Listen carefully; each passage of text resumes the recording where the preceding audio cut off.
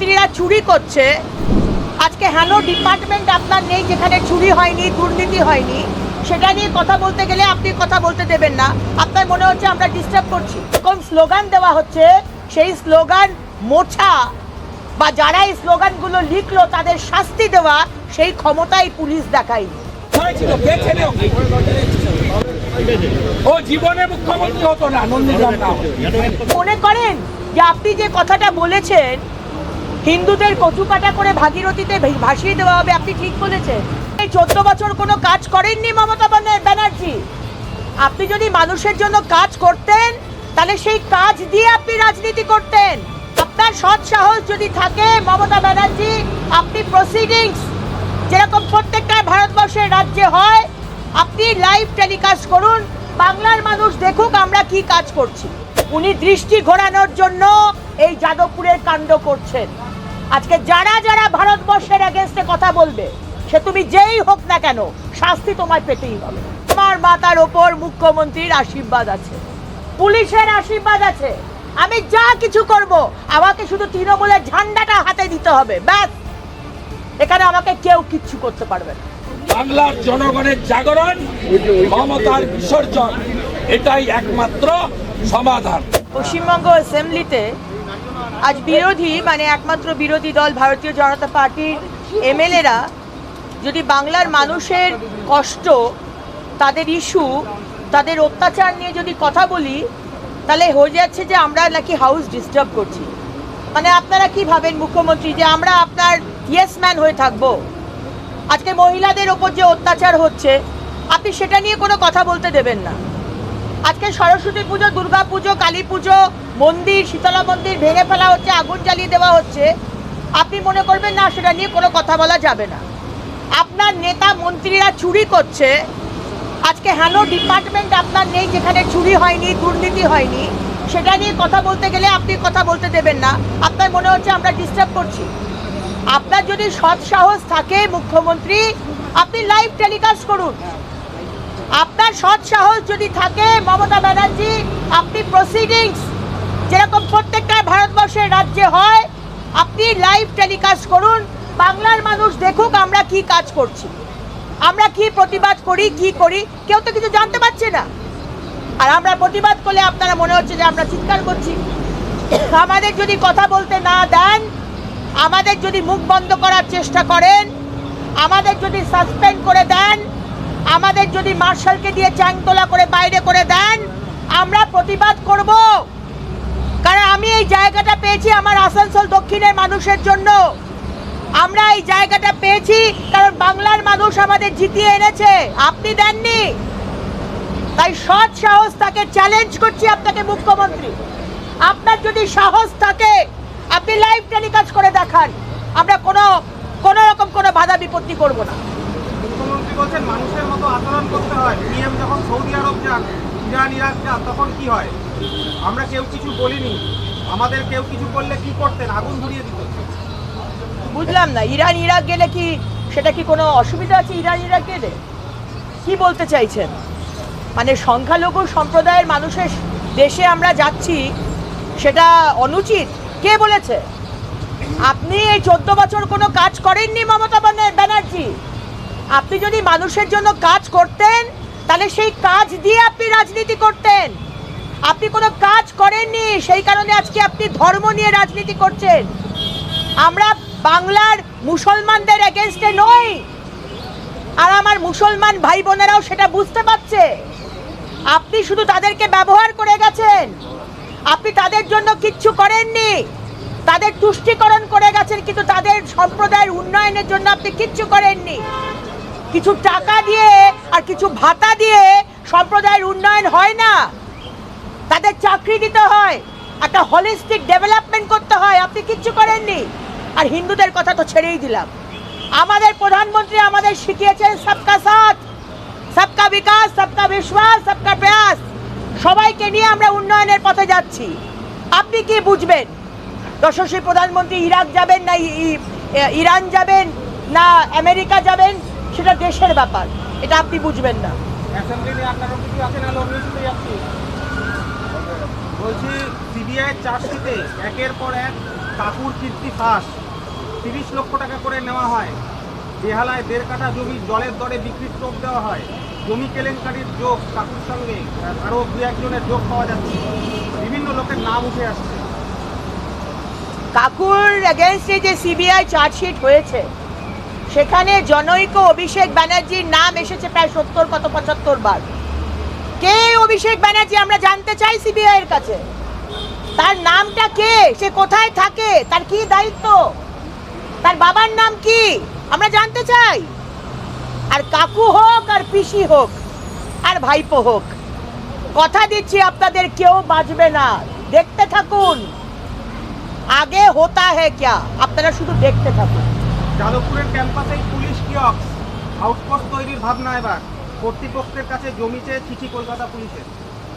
আরে কিসের ভাবনা, কিসের জমি, কিসের কিয়স, একটা কোনো মানে মুরদ নেই। আমি তো মহিলা হয়ে বলতেও পারবো না যে কাছে চুড়ি পরে থাকো, বলতে পারবো না। এদের একটা মুরদ নেই যে একটা ইউনিভার্সিটির ভেতরে কাশ্মীর নিয়ে, প্যালেস্টাইন নিয়ে, ভারত নিয়ে ধ্বংস হোক এই রকম স্লোগান দেওয়া হচ্ছে। সেই স্লোগান মোছা বা যারা এই স্লোগানগুলো লিখলো তাদের শাস্তি দেওয়া, সেই ক্ষমতাই পুলিশ দেখায়নি। দেখাবে কি করে? এই পুলিশের মাথায় পুলিশ মন্ত্রী মমতা ব্যানার্জি বসে আছে। তিনি তো মোহাম্মদ সালিমের সাথে হাতে হাত মিলিয়ে এইটা করছেন। আপনারাও বোকা ভাবছেন যে না না উনি খুব চেষ্টা করছেন, কোনো কিছুই নয়। উনি দৃষ্টি ঘোরানোর জন্য এই যাদবপুরের কাণ্ড করছেন। আজকে যারা যারা ভারতবর্ষের এগেনস্টে কথা বলবে, সে তুমি যেই হোক না কেন, শাস্তি তোমায় পেতেই হবে। আহিরি তোলার পর এবার ভোলা, ফের ট্রলি ব্যাগে মৃতদেহ উদ্ধার, পাকড়াও হয়েছে 2 জন। ভোলায় কল্যাণী এক্সপ্রেস হয়ে ধারে ট্রলি ব্যাগে দেহ, ক্যাব চালকের তৎপরতায় দেহ লোপাটের সব বানচাল হয়েছে অবশ্যই। আরো কত ঘটনা এরকম সামনে আসবে। মা মেয়ে ট্যাক্সি করে একটা সুটকেসে না বস্তায় করে ডেড বডি নিয়ে আসছে, তৃণমূলের কাউন্সিলরকে গুলি করে দিচ্ছে সন্ধ্যেবেলা 6টার সময়, মালদার কাউন্সিলরকে গুলি করে দিচ্ছে। আমাদের কার্যকর্তা মহিলা নেত্রী, তাকে টিএমসির পার্টি অফিসে এনে তাকে ধর্ষণ করছে। আর তারপর সেখানকার এমএলএ বলছে অগ্নিমিত্রা পাল এইভাবে কথা বলে আমার লজ্জা করে।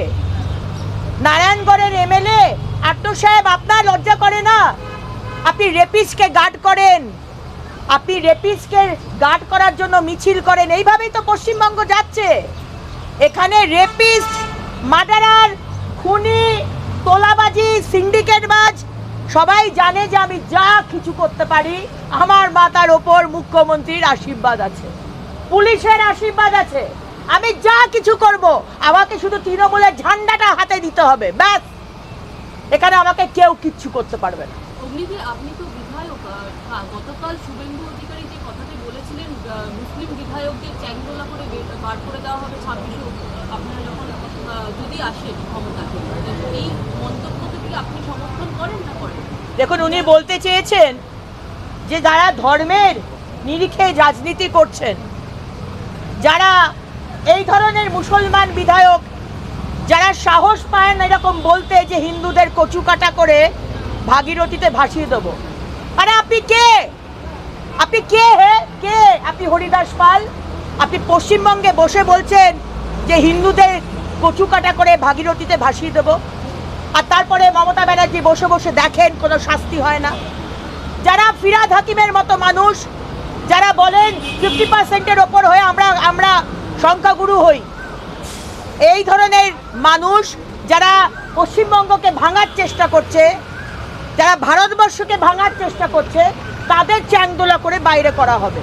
কোনো রাষ্ট্রবাদী মুসলমান তাদেরকে কিন্তু বলা হয়নি, বলবো না। কারণ আমাদের প্রধানমন্ত্রী আমাদের শিখিয়েছেন সবকা সাথ, সবকা বিকাশ, সবকা বিশ্বাস, সবকা প্রয়াস। আপনি দেখেছেন তো এই যে ইরানে যাওয়া নিয়ে এত কথা হচ্ছে, আজকে মাননীয় প্রধানমন্ত্রীর সম্মান দেখেছেন? সেই সব দেশে কি ধরনের বিশ্বাস, কি ধরনের সম্মান, মানে যেন তার অভিভাবক, তার দেশের প্রধান সে আমাদের প্রধানমন্ত্রীকে এমনভাবে সম্মান দেখাচ্ছেন যেন তিনি তার অভিভাবক। এগুলো আগে আমরা কোনোদিন দেখিনি, কারণ এগুলো মেকি নয়, এগুলো হৃদয় থেকে মানুষ জানে যে এই প্রধানমন্ত্রী আর এই দেশ তোমার পাশে আছে। সুতরাং এই ধরনের যে কথা উনি বলেছেন আমাদের সম্মানীয় বিরোধী দলনেতা, হারগিজ এক কথা বলবো, যারা পশ্চিমবঙ্গকে ভাঙার চেষ্টা করবে ধর্মের নিরিখে, যারা ভারতবর্ষকে ভাঙার চেষ্টা করবে ধর্মের নিরিখে, চ্যাংদোলা করে, চ্যাংদোলা বলবো না, কিভাবে শায়েস্তা করতে হয় 26 আসতে দিন, এক এক করে দেখে নেব। হুমায়ুন কবির আজকে সকালে হুমায়ুন কবির তিনি হুঁশিয়ারি দিয়েছেন, 72 ঘন্টা সময় দিয়েছেন শুভেন্দু অধিকারীকে, যে তিনি হয়তো ক্ষমা না চান তবে তাকে 42 জন এমএলএ মুসলিম এমএলএ দেখে নেবে। কিসের ক্ষমা? আমি হুমায়ুন কবির মহাশয়কে বলবো, হুমায়ুন কবির আপনি এলওপিকে কিসের ক্ষমা চাইতে বলছেন? আপনি কি মনে করেন যে আপনি যে কথাটা বলেছেন হিন্দুদের কচুকাটা করে ভাগীরথীতে ভাসিয়ে দেওয়া হবে, আপনি ঠিক বলেছেন? আপনি আগে ক্ষমা চান, তারপর এলওপি ক্ষমা চাইবেন কিনা সেটা আমরা তখন দেখে নেব। আপনি আগে ক্ষমাটা চান।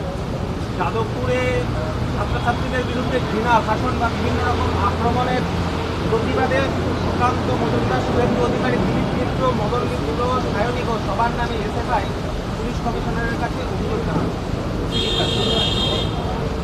দেখুন, আজকে এসএফআই আর বাকি যে বাম সংগঠন এবং অতি বাম সংগঠন তারা মমতা ব্যানার্জির টিএমসির হয়ে কাজ করছে।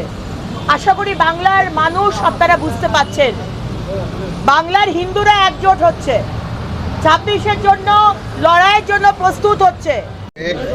আপনার বিসর্জন হবে বাংলার জনগণের জাগরণ, মমতার বিসর্জন, এটাই একমাত্র সমাধান।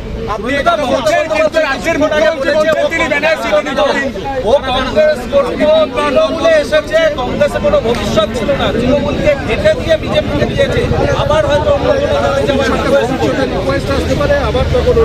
অন্য পার্টিতে যেতে হবে।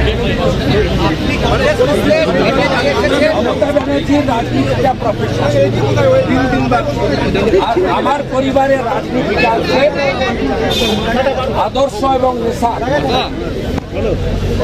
আমার পরিবারের লোক কিসের জেনেছে? ও কোথায় ছিল? কে ছেলে? ও জীবনে মুখ্যমন্ত্রী হতো না, নন্দীগ্রাম না, দাতাকে তাড়িয়েছে। বাংলা হান্টের আরও খবর দেখতে নজর রাখুন। বাংলা খবর মানেই বাংলা হান্ট।